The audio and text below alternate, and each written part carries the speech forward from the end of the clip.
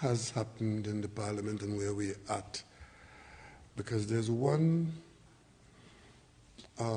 development which I'm a little concerned about, and that is that I have not seen, while we rely very heavily on the media to inform the public on what is in effect a major development in the country, a lot of it has been done, but I have not seen a present situation presented in the context of a proposed situation. Nowhere in the media have I seen that this is what exists now with respect to the Tobago House of Assembly, and this is what is being proposed to change that so that the average person could see what is proposed. I see all the reasons why it is being proposed. We had a long two-day debate in the Parliament, a lot of coverage in the media, most of it very good, but I have not seen it juxtaposed in a way that John Public could say, okay, this is what it is, and this is what it's going to be if the changes are made in the Parliament. So I want to ask that that be done, if only for the public, and I think that's important. Interestingly enough, I have just had the summary of a press conference by the opposition leader, and it makes my request even more urgent to the media, because in the absence of that kind of information, I must say that I am extremely disappointed at the behavior of the opposition leader in using that vacuum I just described to set about to do exactly what I think ought not to be done, which is to mislead the public on this matter. Let me respond to a couple of the things that I've just been informed that the opposition leader has said. But before I do that, let me back up into yesterday. Yesterday, during my winding up of the debate, the opposition leader, like a churlish schoolchild, charged into the Parliament and accosted the Speaker and accused the Speaker of all manners of evil, and then she stormed out of the Parliament. That was the involvement of the opposition leader of Trinidad and Tobago in a debate as fundamental as this. Now, today she calls a press conference and she says that this development ought not to be taking place during a pandemic and a state of emergency. Well, ladies and gentlemen, the Parliament is functioning in Trinidad and Tobago. The state of emergency is not interfering with the functioning of the Parliament while the Parliament is in session. We have parliamentary sessions going on. We have to leave early because of a curfew and so on. But in terms of the content of the matters before the Parliament, the state of emergency has nothing to do with that. And the life and the Parliament of the country continues during the pandemic. The pandemic was declared early last year. I think it was December 2019, if I'm not mistaken, or thereabouts. But all of 2020, we had parliamentary sessions. 2021, the Parliament continues. And while we are cognizant of the requirements for the health protocols and so on in the Parliament continues. So it is quite ridiculous for the opposition leader to say that her problem with these developments is because it's happening during a pandemic and a state of emergency. But I'm not surprised, because before August of 2020, she was up and down the country calling for the election. Call the election now, call the election now, call the election. The election was called, the election was held, and after that, she started accusing the government, accusing me of holding an election during a pandemic. But I tell you, had the election not been called, she would have had a lot to say about the government and the Prime Minister wanting to hold on to power and being afraid of the electorate. Because that's what's happening now.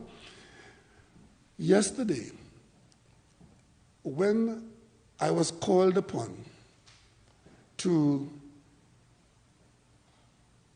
enter the debate, it was only because the Speaker had looked for possibly another opposition speaker, I saw the speaker look on the opposition side, and I expected somebody to rise from that side.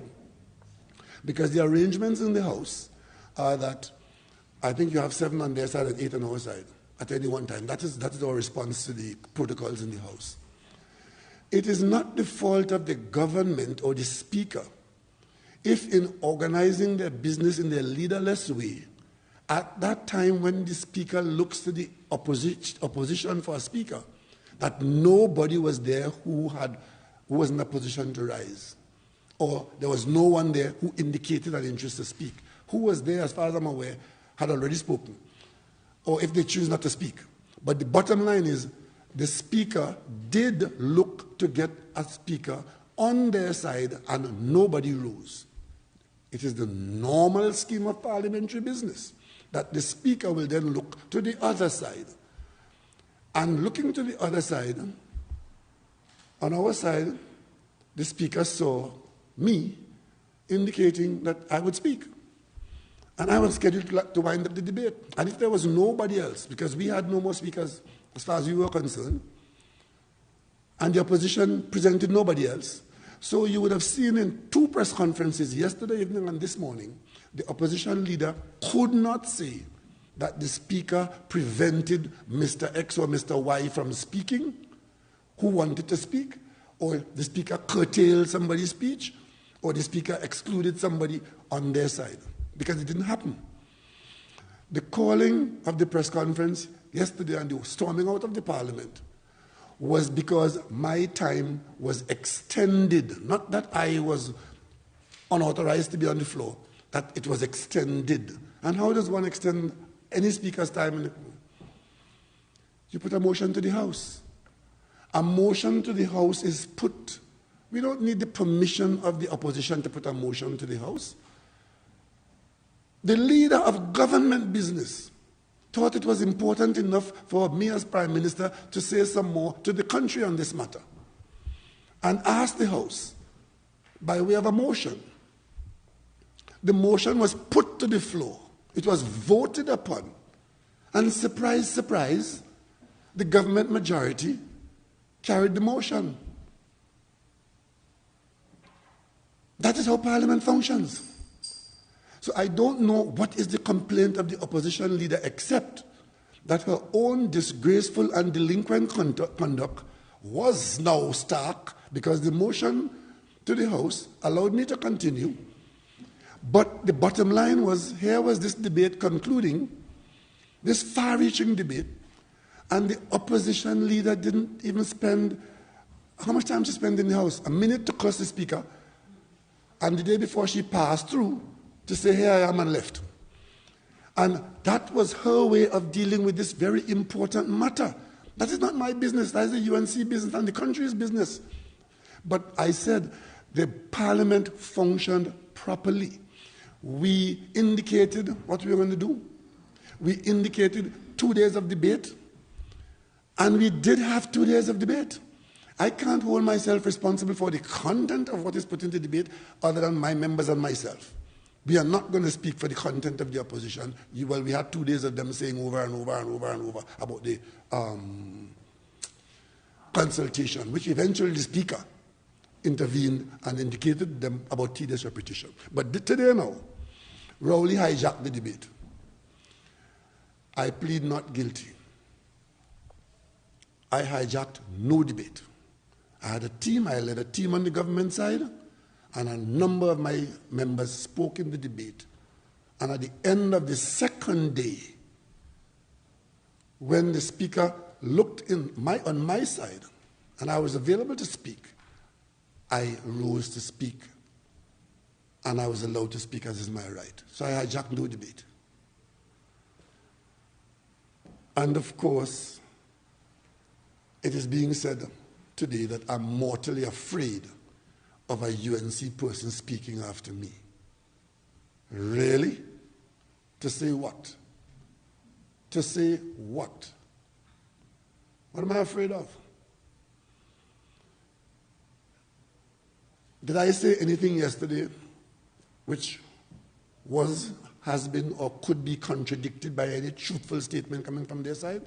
So whether I had spoken first or last, I would have said what I said yesterday. And I stand by what I said yesterday. So it has nothing to do with what time I speak. It might be important to her about who speaks after her. But it doesn't matter to me when I speak. It is the content of what I have to say. And of course,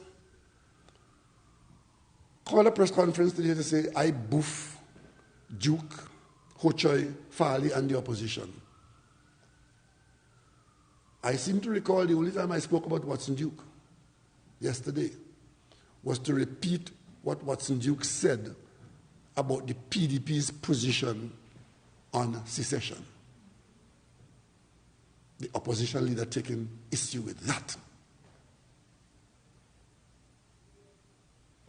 I spoke about Hochoy Charles in the context of him being the leader of a political party that gets under 10% of the votes in Tobago. And at the level of the House of Assembly, under 1%. The opposition leader called a press conference to take issue with that. I spoke about Farley. Farley wrote to me. He sent a communique to the House. As a matter of fact, that came during the debate signed by himself and Hochoy Charles. It's a correspondence from him. I spoke to that. And of course, I spoke to the opposition about discharging its responsibility under their oath of office. So that basket of accusations, press conference style, by the opposition leader is irrelevant and immaterial. And of course, she explained her absence from the House, saying that it was part of the COVID restrictions. Ladies and gentlemen, the opposition leader could say what she wants. She was allowed to be in the House for the 2 days if she wished. The only arrangement we have in the House about COVID is the number of members at any one time who is in the House. So 8 members on our side at any one time. If a 9th person come in, whoever that person is, one who is there has to go out. It is for the leadership of each team to determine who has to be in there depending on who is to speak. So if the opposition leader, member for Siparia, finds herself not being inside the chamber when she is due to speak, that says a lot about her. And it says about the speaker and the rest of us in the House. And to come and blame the speaker, because the opposition leader is not the only person who did not speak on their side. A number of other persons did not speak and had the right to speak and were expected to speak.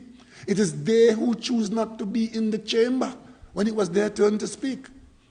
And that has nothing to do with COVID, unless they want to say that they are COVID. Then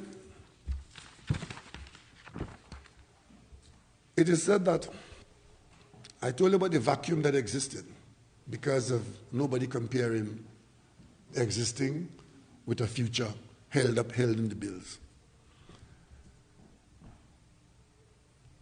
She said that the government has gutted the clauses of the bills. We have done no such thing. Maybe they expected us to do that.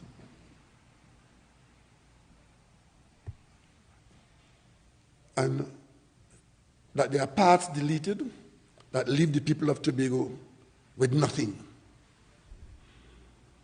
The opposition leader goes on to spread misinformation, saying that the brand new bill are all amendments from no consultation. That is not true. And of course, most importantly, that the island government bill was never laid in the Parliament. I have my colleague here, the leader of government business and the Attorney General could answer to that. But if you were following the debate, you will have to ask, what madness is that? The bills, the draft bills that came from Tobago, I have heard it said that those bills were supposed to be passed into law as is. Now, what craziness is that? There were draft bills in the form of a proposal that came from Tobago to the cabinet. Those bills could have been amended at the cabinet. We had the authority so to do. We didn't do that. We brought it into the parliament. And those draft bills is what I brought to the parliament, and I made a statement in the parliament. And the parliament sent those draft bills to committee to deal with the issues contained therein. It is the Joint Select Committee report which has generated the 2 days of debate that we've had, because the draft bills were used as the basis for widespread consultation and were then reconfigured into something to capture what the consultations put into the process and presented to the parliament as bills to effect the change that is supposed to be made. Is that too difficult for the opposition leader to understand? So to come here today and talk about bill being gutted and Tobago being made a colony of Trinidad, the opposition leader is being outright irresponsible. And as I said yesterday, what her strategy is, and their strategy is to feed dissent in Tobago, to create division between Trinidad and Tobago by telling them something like that. Because the average person in Tobago is not a lawyer who will go and read these documents. The average person, whoever they are, would never be reading these documents. They rely on the leadership of the country, whether it is their MP, their prime minister, their opposition leader, whoever, persons who have the responsibility to read, understand, and be responsible in transmitting the content to the people. And today the opposition leader, once again, has set about to tell untruths, naked untruths, on a serious matter to a section of the country about a matter which is in the parliament which could be easily checked.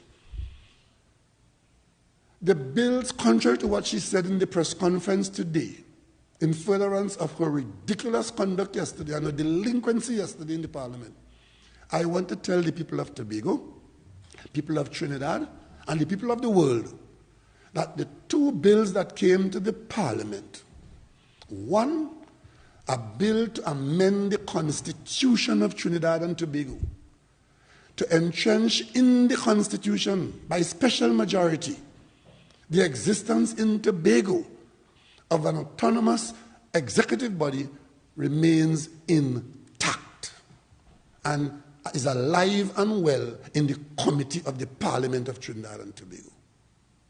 I also want to say it is a complete falsehood to say that we never laid a Tobago Island government bill and there was nothing there for Tobago. Because you would have heard today the island government bill that was laid was debated today in the absence of the opposition, because two members of my side, the leader of government business and the Attorney General, spoke to the country on that bill. If it wasn't laid there, how could they have debated it today? And if the opposition had been in the parliament rather than be outside telling lies to the newspaper, they would have been in the parliament taking part in the debate on the island government bill. That is the extent of the irresponsible conduct of the opposition leader leading a team of people. And the reason why I'm raising their conduct, not that I'm concerned about it, because that is for them and the country as a whole, but they are aiming that misconduct at the average Tobagonian, to mislead the Tobagonian that this is what happened in the parliament, this is what this and this is what so, when it is not true at all. Maybe they expected us to amend the bills, to remove from the bills the special majority requirements and to vote with our 22 and recreate what exists there now. What sense does that make?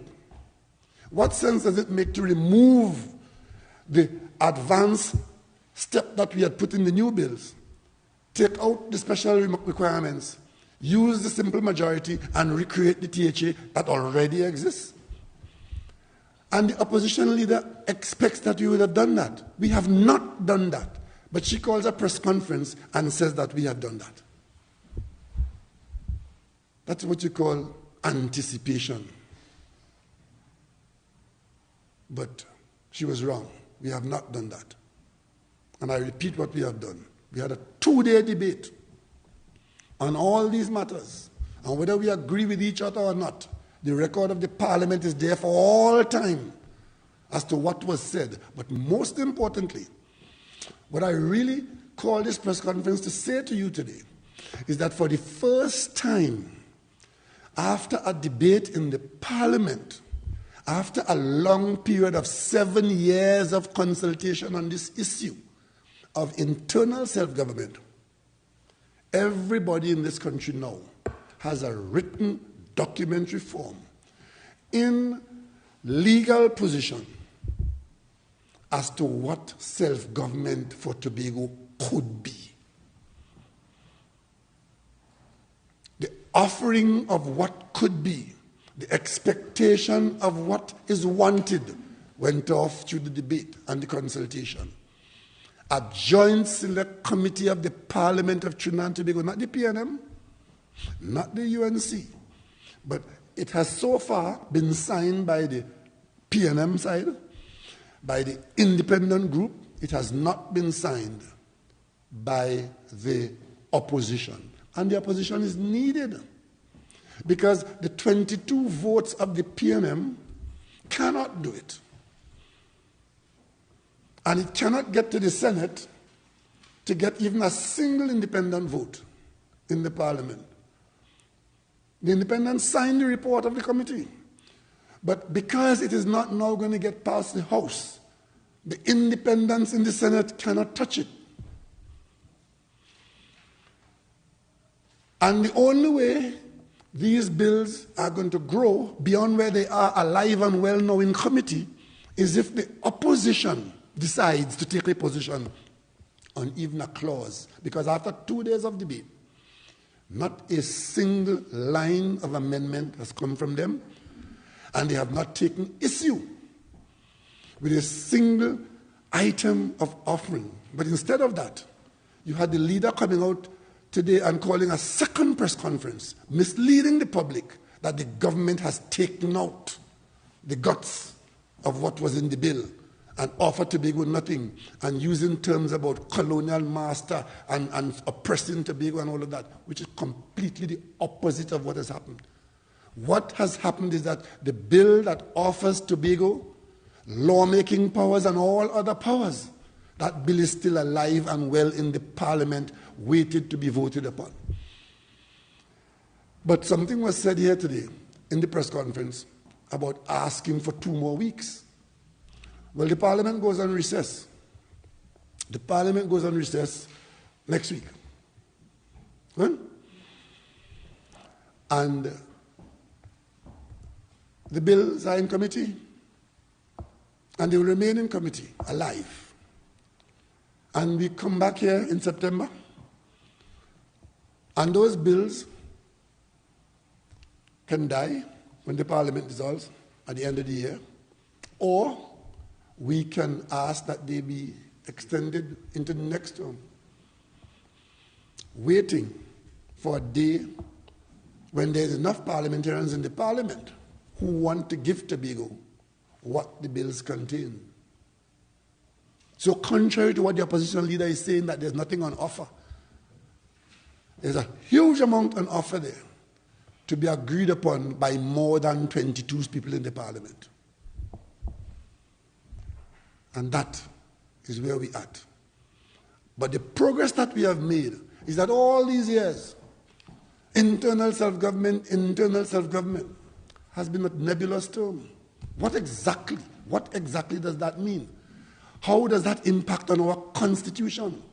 How does it impact on the authority of a minister to be a minister for Trinidad and Tobago? How does that impact on the Tobago Island government being able to borrow money and spend it in Tobago in a new arrangement? How does that impact on the public service in Tobago? How does that impact on the land administration, deeding and titling in Tobago? How does that impact on the power of Tobagonians to get involved in even offshore banking in Tobago and duty-free shopping in Tobago as part of economic activity? How does that do it? It all is there in the powers of an island government, which today has not found favor with an opposition in the Parliament of Trinidad and Tobago. That is the long and short of all of it. So if that is their position, don't have that position and then go and call press conference and then go and speak untruths to the population. Because it is there in the Parliament. It is there on the Parliament website. It is there in documentary form in a booklet. We have amended nothing. It's still there.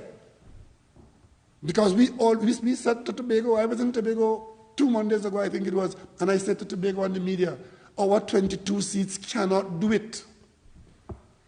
It would require at least 9 more seats from other people in the Parliament. Those seats are under control of a delinquent opposition leader, as I'm seeing now. But I thought that the issue of Tobago and its future would have been sufficiently important that the opposition leader would have said, on this occasion, I can stop being petulant. I can at least come into the Parliament chamber. Because the office of opposition leader is an office of state in this country that carries responsibility with it. I held that office for 5 years. And one of the things I did as opposition leader in support of that person as Prime Minister was to lead my team to vote for the budget brought by the government. Never happened in this Parliament before. But I took my responsibility as opposition leader very seriously. There was never a debate in this Parliament of any consequence where I as opposition leader was absent from the Parliament. I have never abused the Speaker or blamed the Speaker for my inability to contribute in a debate. And I have never been afraid of consulting or confronting any person with a different point of view. Because I don't have to be right all the time, but I crave the right to express my view and to believe in what I say. So whether I speak first, whether I speak last, the content of what I have to say does not change. I would have expected that having called a press conference to defend Duke and accusing me of buffing him, that what she was going to say this morning, that what I said about his manifesto is not true. That there isn't a statement of public position of the PDP and its expectation. I would have expected her to say I was wrong, that Farley didn't sign that document with he and Hotre Charles as political leaders, when in fact, he is not the political leader. I think he has a post in the organization. Didn't say that, didn't sign like that. I would have expected that she would have said, yes, they have amendments to come, or they've made amendments which were not brought to the floor. 10, 12, 15 people spoke yesterday for them, and not one of them engaged the gist of the matter. Should Tobago have an island government? Should Tobago Island government have lawmaking powers? Should Tobago as an executive body be allowed to borrow on its creditworthiness? Should Tobago get 6.8% of the budget? Or is it 5%? Or is it none of those things you touch. And of course, try to personalize a serious debate with lies and subterfuge. The debate was useful because Tobagonians now know what internal self-government means in real legal documentary terms, what is available or could be available if the required votes are had, and more importantly, knows where we stand, where others stand on the issue of internal self-government. We can answer all those questions now. What are you supporting for Tobago? It's there. What are you not supporting for Tobago? It's not there. Because we said very clearly, this question of a hard border between Trinidad and Tobago and a new boundary, a maritime boundary, we can't support that because it has serious consequences. The question of 2 parliaments in Tobago, we said we can't support that. It's better if we have a parliament that has an elected component and an appointed component, including independents appointed by the President of the Republic. And in all that we do, we say we stand with Tobago's executive authority, the island government, being within the country, the unitary state of Trinidad and Tobago. That's our position. Can't hide from that. Won't hide from that. And those packages of misinformation by the opposition leader are to be dismissed for what they are. And the opposition leader is to be called upon by the national community to do her job or give it to somebody else who is prepared to do it. If you have any questions, I'll take them now.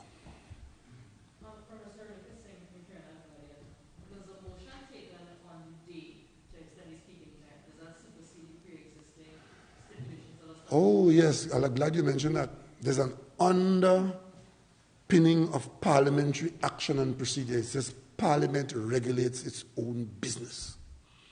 That's a fundamental principle in Westminster parliamentary procedure. Parliament regulates its own business. And how does Parliament do that? The members of the House, by way of motion or otherwise, put a motion to the floor, and the House adjudicates on that. That takes place. That's what takes place. Even if it's written in the standing orders that you do, they are a guide. The standing orders are a guide. Unless you move under a motion, you have to follow that guide. But you can move under. Sometimes we come and we put a motion to waive the standing orders. Standing orders say you require notice, 3 days notice or 6 days notice. That's what it says. The standing orders. You put a motion to the floor and you ask the floor to waive the standing orders. Once a motion goes to the floor, it is the majority that carries. So it follows that if the government's majority votes for it, the minority will have its say, but the government will have its way. So to come and hide behind the standing orders for your absence in the parliament and say, well, you were in the bathroom or you were smoking on the balcony or whatever it is, you are just trying to explain yourself in a ridiculous way. Because if you know you have to speak in the parliament, you conduct yourself in such a way to be there. And if a motion is put to the floor, I thank my colleagues for wanting to hear a bit more of what I had to say. Because I'll tell you what, if when the motion went to the floor, there weren't enough people there to say, yes, I continue, I had to stop. I had to stop. If my colleagues had left to go outside for whatever reason and there were only a minority of them on our side, when the motion went to the floor and the nays had it, I would have had to stop. But the motion and the standing order says it expects a motion like that at any time. And when a motion like that is put to the House, it is put to the floor without debate. Was there a motion put to suspend the standing orders? No. A motion was, we have an arrangement for timing in the House. Before the debate started, right, the government indicated to the Speaker and to the House an adjustment in what we are accustomed to for the last few weeks, so as to allow a bit more time, because given the nature of the business, for example, the leader, the chairman of the committee, the Joint Select Committee, was required to present the report in its fullness. Because we knew that half an hour or 20 minutes, the committee chairman could not report on the committee's work. Right? 3 years of committee work had to be properly reported because we want to inform the public in detail. So it was the permission was requested for the mover of the motion, who happens to be the chairman of the committee, to have a longer time. And we went. The responding person on the other side would have an equivalent time.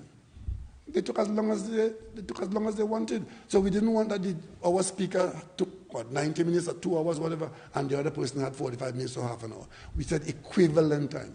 And we expected that there'll be other speakers on both sides who would want to say a bit more on the matter.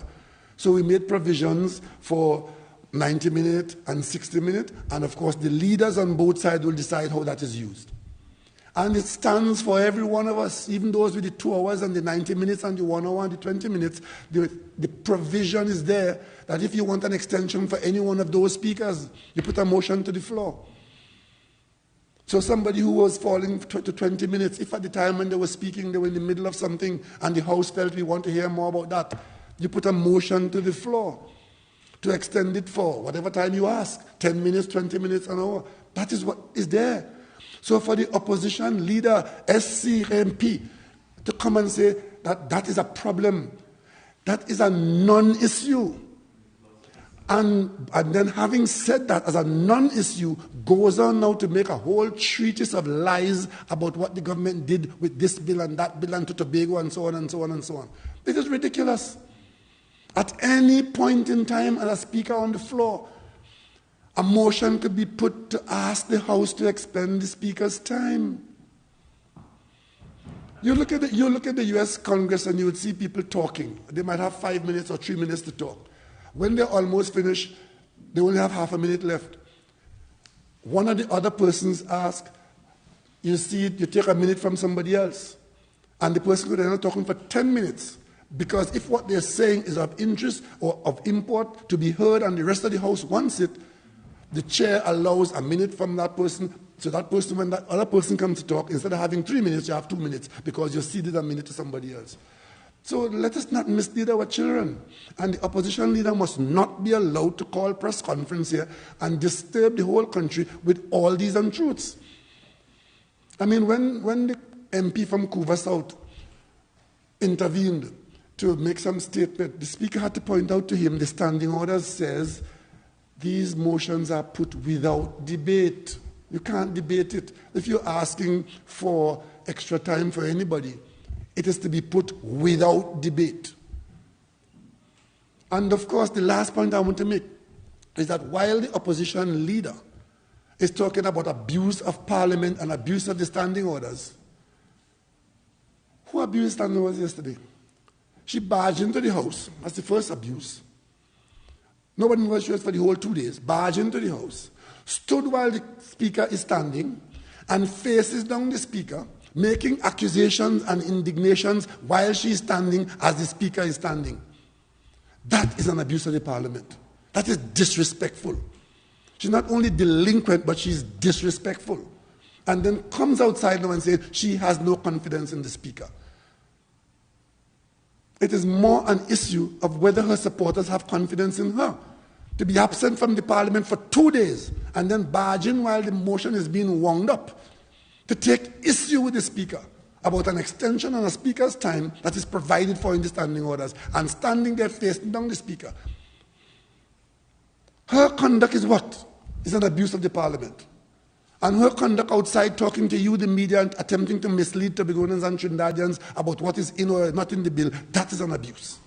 Because she carries behind her name SC, MP, and she is not telling the truth to the population. And I ask you in the media, there's a lot of information to be transmitted to the public now in what the new bills contain. Just juxtapose it against what the existing situation is so that the population could see that there's a difference between what is and what might have been or what could be.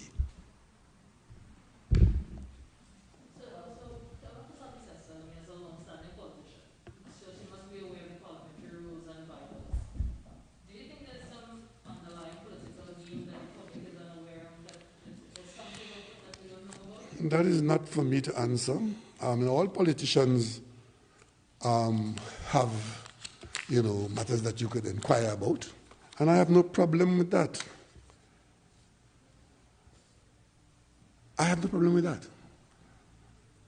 It's only when you enter the realm of untruths that it becomes an issue. I mean, whatever the strategy is, whatever the intention is, you have to assume it's honorable. When it gets to untruths for a purpose of guiding the narrative in a particular direction, then there's a problem. Yesterday, was there effectively a transfer, or the allegation being made is, was there effectively a transfer of speaking time from Ms. Robinson to yourself? No. Let me tell you what, there's no transfer. I have a right to speak as the Member of Parliament for Diego Martin West. So that was reserved. And on my side, one of the reservations that was still available was a speaker to speak for an hour. So I had that available. The only thing was that the member for Aruka Maloney, who presented the motion, indicated to the Speaker that she will not wind up the motion, she would leave the winding up to the Prime Minister. That's it. And after I used my hour, which I earned by being the Member of Parliament for Diego Martin West, the member for Aruka Maloney asked the House, by way of the Speaker, for an extension of my time. The Speaker heard her and put that motion to the House. The Speaker didn't make that decision. That was done by the Speaker at the request of the member for Aruka Maloney, who asked that my time be extended, and the Speaker didn't say yes or no, you know. The Speaker put the motion to the floor and it was voted upon. So I don't know why the opposition leader is attacking the Speaker. This is not the Speaker making a decision for the Speaker. It is the Speaker doing her job, receiving the motion from Aruka Maloney, putting it to the floor. It was voted upon. The majority said yes. The minority said no.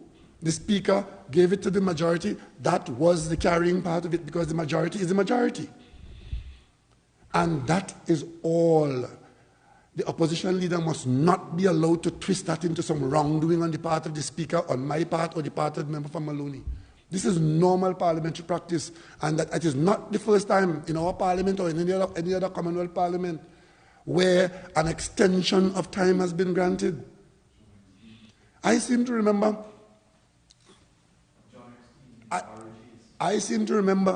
that happening before in my time. But even before my time, go back and find out when Dr. Williams spoke about the Wooding Commission report, how much time he spoke for. Because it's available if a speaker is speaking and the House decides, and if I'm not mistaken, there's provision for a speaker to be voted down too. Because if you are carrying on in tedious repetition and you are challenged, you can be stopped.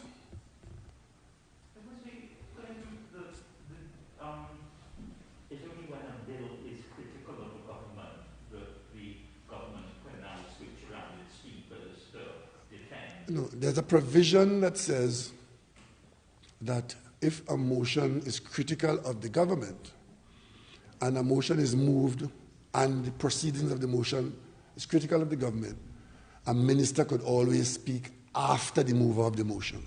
So once there's criticism of the government in the motion, a minister of government, so in other words, the way the standing orders exist, the government is given the last word to clarify. So any motion that is critical of the government, a minister of government can speak after the move of the motion as the last speaker on the motion. You would not say that would happen today? No, I was saying that I had my hour reserved as the member of Parliament for Diego Martin West, and I had an hour allotted to me because we asked for 90 minutes. The AG spoke for 90 minutes. We had 2 1 hours. Tobago West spoke for an hour, and we had 1 hour left. And I am the member of Parliament for Diego Martin West. Right? And what I did indicate, since that there was nobody on the opposition side to speak when the speaker looked there, and on my side we had no more speakers to offer, the speaker asked me if I'm winding up the debate, and I said yes, because the member who was supposed to wind it up, right, gave away, because I could have sat there and have the member for Aruka Maloney wind up the debate, and there'd have been nothing to complain about. So I don't know why this is an issue to detract from the substance of what happened in the Parliament yesterday, which is we have crystallized through a debate in the Parliament, pros and cons, for and against, what could happen with respect to self-government for Tobago. And I don't want Tobagoans to lose sight of that. Right? And all of that is there preserved in a committee until that committee dies. And having said that, I come now to the question of the 6 in Tobago.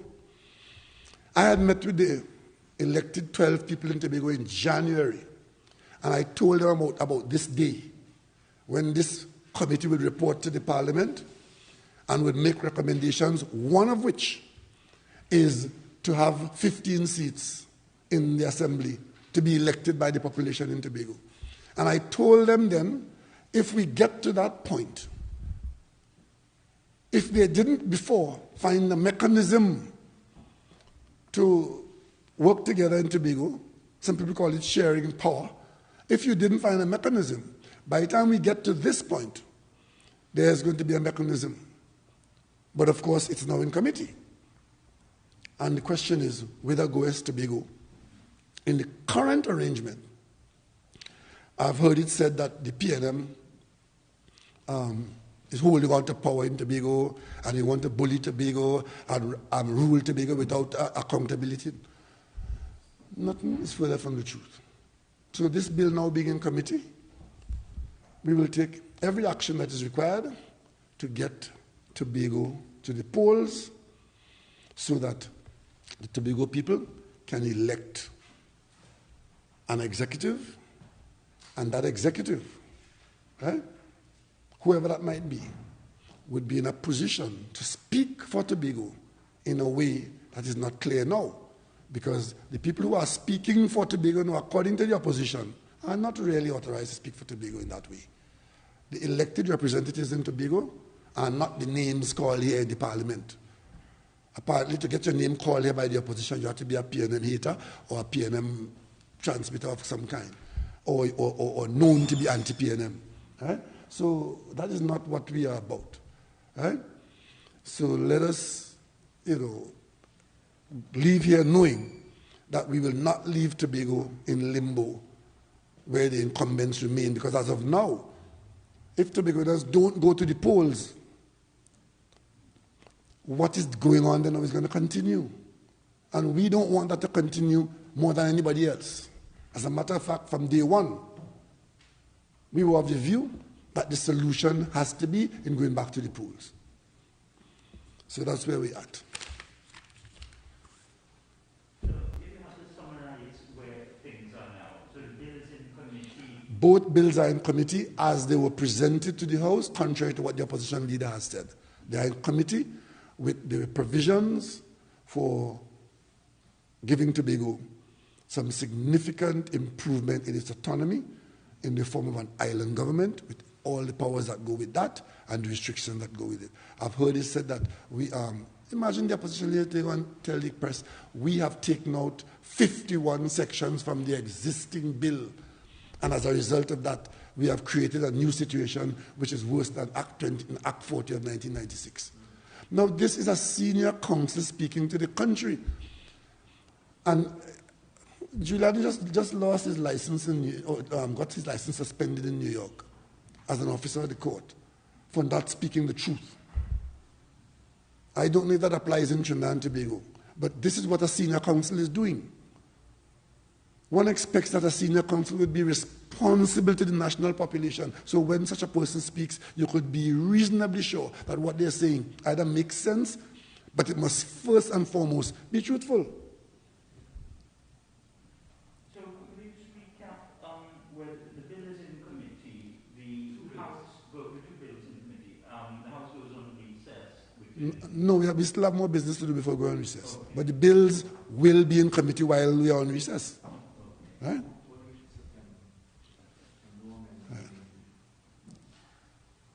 We discussed in the debate, there were suggestions for amendments coming from two people from Tobago. I pointed out much of what they said should be in the bill are already in the bill. Right? One or two other things we said we might or might not agree to, and if you have to agree to them, you have to make further amendments. But they were not things that we could automatically say we agree with. But most of what was said there were already in the bill because I made it clear that it appears as though many of these people did not read the bill and they spent weeks and months criticizing something that they were not familiar with. And I also made it clear that members of the opposition were being untruthful when they say that Parliament did not give them these details before we come to the Parliament last Monday last. So it has been a full debate. And after the debate, this is where we are at. The bills remain. And that's a good point, a committee of the whole, because the Joint Select Committee is a Parliament working group put there by the Parliament to work for the Parliament. Some members of the Parliament do that work. When the report comes, you go to a committee of the whole Parliament. That's where the bills are right now. The fact that some people have walked out doesn't give them the right to say what the bills are untruthfully. Thank you very much, and I look forward to your exercise in informing the public of the existing situation and the details of what the provisions of the bill are. And this is not only about Tobago. The people of Trinidad also need to know that, because they have a position too on this matter. Right? So I look forward to reading your scripts. Thank you very much. That was Prime Minister Dr. Keith Rowley at a news conference at the Parliament building in Port of Spain. I'm DK Rasta. Stay with us here on TTT, Talk City 91.1 FM, and on Facebook at TTT Live Online for all the developing stories.